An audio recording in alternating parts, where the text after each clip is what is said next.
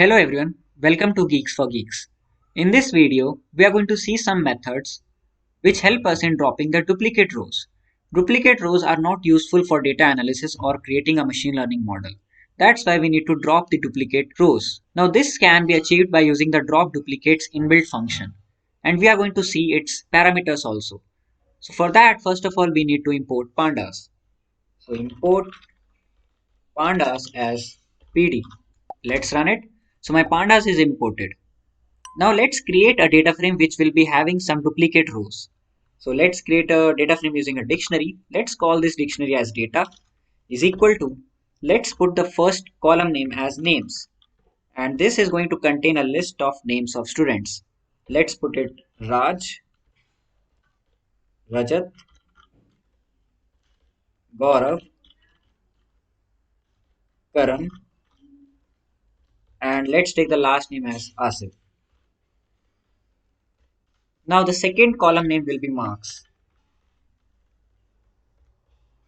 Let's put the marks as 56, 89, 90, then 45, then 34. Now for creating the duplicate rows, we also need to duplicate a name. So let's put again Raj. And over here let's put the marks of Raj again. So that is 56. Now let's put the third column name as city to which they belong. Let the first city be Pune, second city be Bangalore, let the third city be Mumbai, and let the fifth city be Kolkata, and we need to again write Pune because we want to create a duplicate row. Now if I create a data frame, that is df is equal to pd dot data frame data, and I print df, we are getting an error. Okay, we have written only 5 cities, so we need to add one more city. Let's keep it Delhi. Let's run it now. So I can see that this is a very small data frame in which I can see that one row is duplicate, that is first and the last row is duplicate.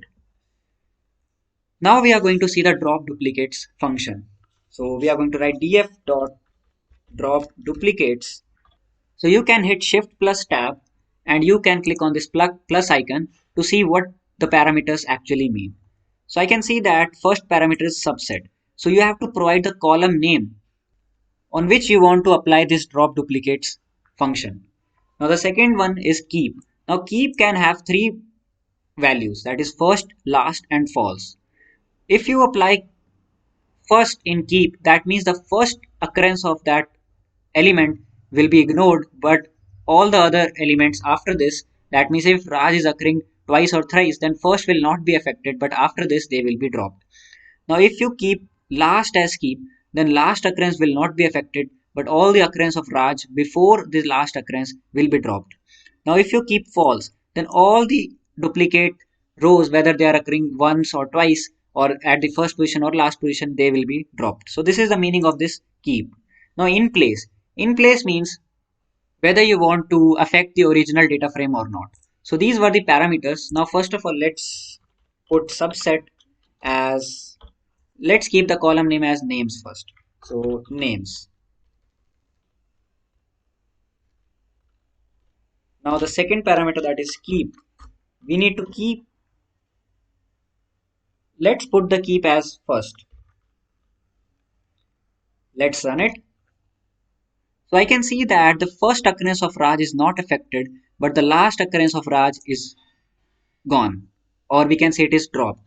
Now if I put keep as last,